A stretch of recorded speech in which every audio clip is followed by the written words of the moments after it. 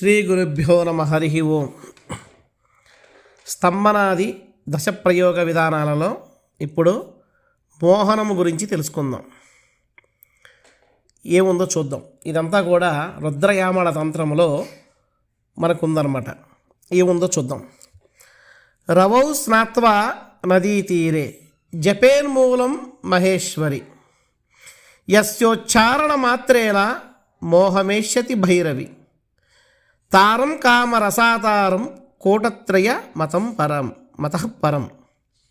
మరలా రవౌ స్నాత్వా నదీ తీరే, ఆదివారం నాడు నదీ తీరంలో జపేన్మూలం మహేశ్వరి యస్య ఉచ్చారణ మాట మాత్రేణ మోహమేష్యతి భైరవి తారం కామరసాతారం కోటత్రయ మతః పరం.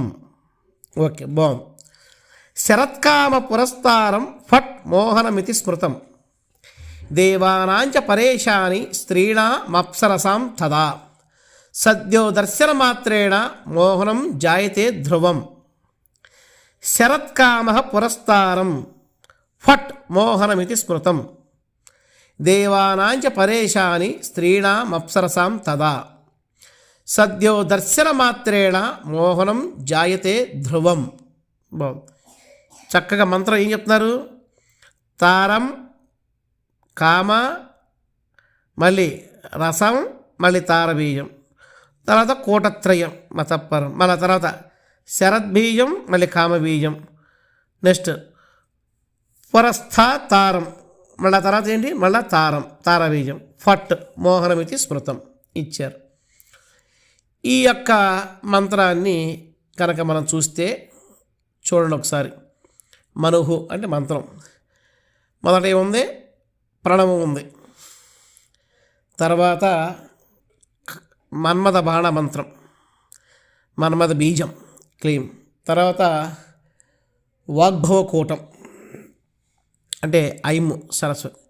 నెక్స్ట్ మళ్ళా తర్వాత ప్రణవం, తర్వాత మరలా కూటత్రయం, మరలా మళ్ళీ వాగ్భవం, మరలా తర్వాత మన్మథ బీజం, మరలా తర్వాత ప్రణవం, తర్వాత మళ్ళీ ఫట్.